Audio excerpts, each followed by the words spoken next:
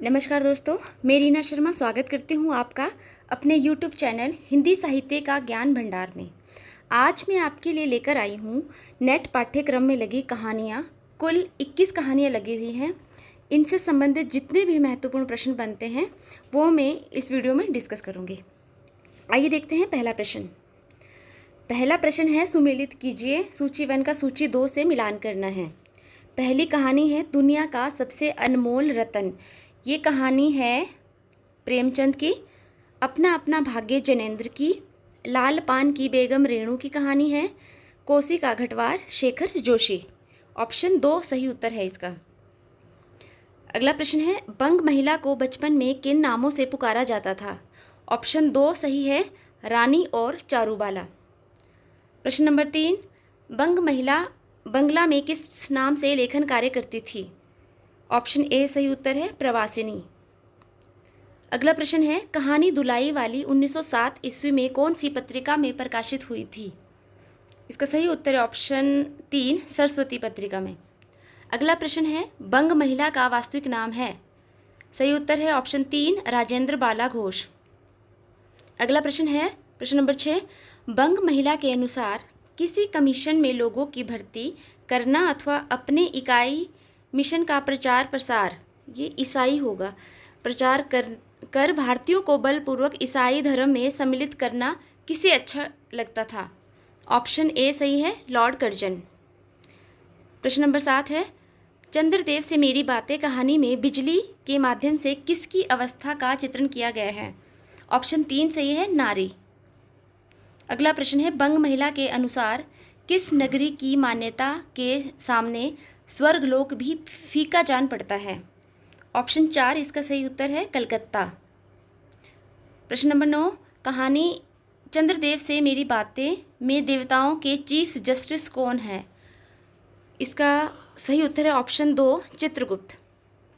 अगला प्रश्न है, निम्नलिखित में से किस पात्र का संबंध दुलाई वाली कहानी से है? ऑप्शन 3 सही है, हरिशंकर। अगला प्रश्न है, कहानी दुलाई वाली सरस्वती पत्रिका में कब प्रकाशित हुई? ऑप्शन 3 सही है, 1907 में। अगला प्रश्न है, प्रश्न नंबर 12, अरे तुम क्या जानो, इन लोगों की हंसी ऐसी ही होती है, हंसी में किसी के प्राण भी निकल जाए तो भी इन्हें दया ना आवे। उक्त कथन का संबंध किस कहानी से है? ऑप्शन 2 सही है, दुलाई वाली कहानी से। अगला प्रश्न है, निम्नलिखित में से किसका संबंध माधवराव स्प्रे से नहीं है? ऑप्शन 4 सही उत्तर है, भारतीय नाट्य मंडल।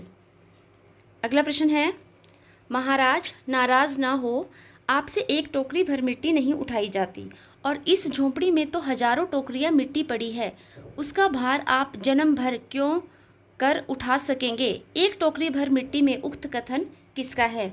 ऑप्शन 1 सही है, वृद्ध विधवा का। अगला प्रश्न है, प्रश्न नंबर 15, निम्नलिखित में से सुभद्रा कुमारी चौहान का कहानी संग्रह नहीं है? ऑप्शन 2 सही है, मनमोहिनी। इसके अलावा बिखरे मोती, उन्मादिनी और सीधे साधे चित्र, ये तीनों सुभद्रा कुमारी चौहान की कहानियां हैं।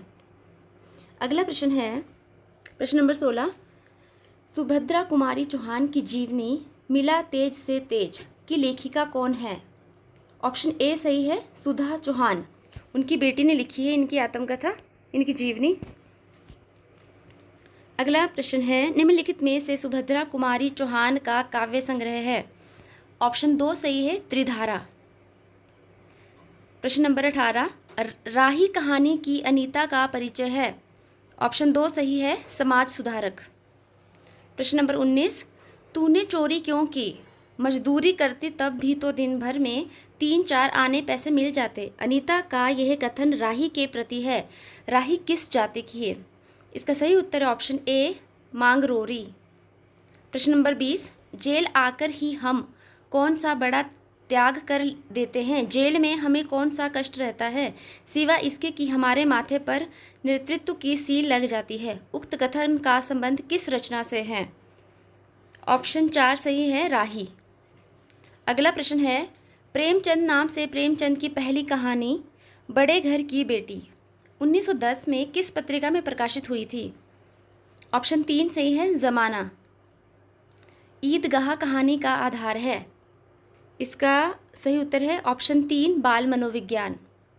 प्रश्न नंबर 23 है हामिद की दादी का नाम है। ऑप्शन ए सही होगा अमीना। प्रश्न नंबर 24 निम्नलिखित में से किस पात्र का संबंध ईदगाह कहानी से नहीं है। इसका सही उत्तर है ऑप्शन 4 अब्दुल। प्रश्न नंबर 25 कितना अपूर्व दृश्य था जिसकी सामूहिक क्रियाएं विस्तार और अनंतता हृदय को श्रद्धा गर्व और आत्मानंद से भर देती थी, मानो भ्रातृत्व का एक सूत्र इन समस्त आत्माओं को एक लड़ी में पिरोए हुए है। उक्त कथन का संबंध किस कहानी से है। इसका सही उत्तर है ऑप्शन 3 ईदगाह। प्रश्न नंबर 26 तुम्हारे खिलौने कितना ही जोर लगाएं, मेरे चिमटे का बाल भी बांका नहीं कर सकते। मेरा बहादुर शेर है चिमटा। उक्त कथन का संबंध किस कहानीकार से है।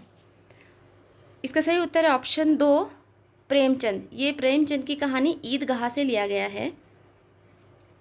प्रश्न नंबर 27 दुनिया का सबसे अनमोल रतन कहानी की नायिका है। ऑप्शन 3 सही है दिल फरेबा। प्रश्न नंबर 28 दुनिया का सबसे अनमोल रतन कहानी में किसके सच्चे प्रेम को आधार बनाकर भारत देश के वीर सिपाहियों की वीरता और जज्बे को दिखाया गया है। इसका सही उत्तर है ऑप्शन 2 दिल फिगार। प्रश्न नंबर 29 है दुनिया का सबसे अनमोल रतन का वह पात्र जो हत्यारा कैदी है जिसे फांसी दी जा रही है कौन है। ऑप्शन ए काला चोर। प्रश्न नंबर 30 अगर तू सच्चा प्रेमी है तो आ और दुनिया की सबसे अनमोल चीज़ लेकर मेरे दरबार में आ। उक्त कथन किसका है। ऑप्शन 2 सही है दिल फरेब।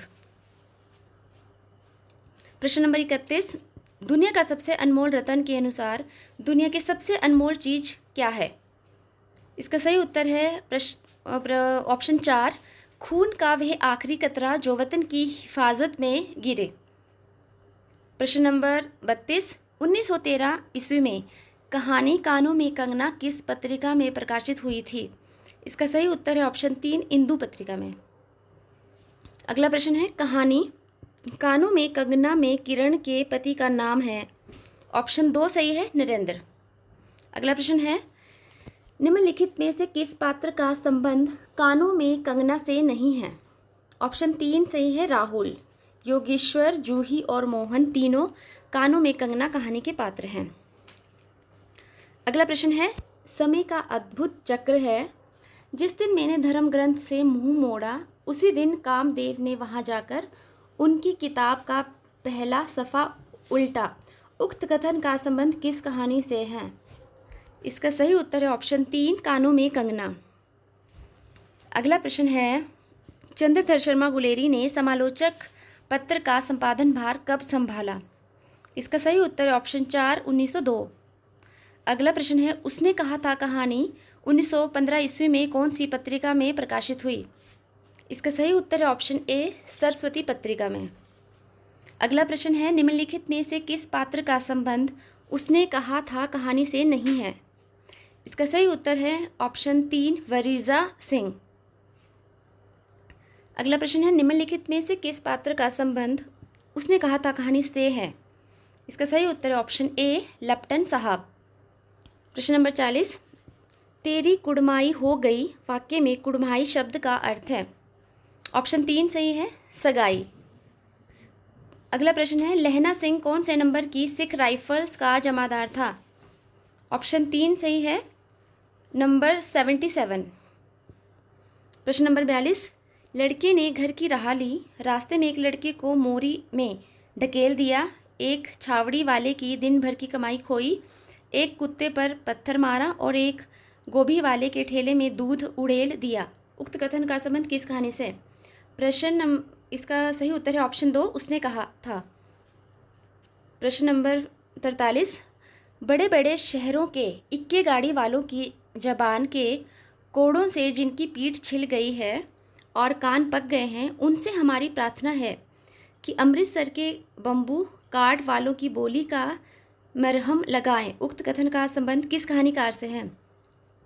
इसका सही उत्तर है ऑप्शन 4 चंद्रधर शर्मा गुलेरी। अगला प्रश्न है 1912 ईस्वी में इंदु पत्रिका में जयशंकर प्रसाद की कौन सी कहानी प्रकाशित हुई थी? इसका सही उत्तर है ऑप्शन ए ग्राम। अगला प्रश्न है निम्नलिखित में से जयशंकर प्रसाद की कहानी नहीं है। ऑप्शन 3 सही है बड़ा जादूगर। इसके अलावा गुंडा, पुरस्कार, इंद्रजाल, ये तीनों कहानियां प्रसाद जी की हैं। अगला प्रश्न है आकाशदीप कहानी के संदर्भ में सुमेलित कीजिए।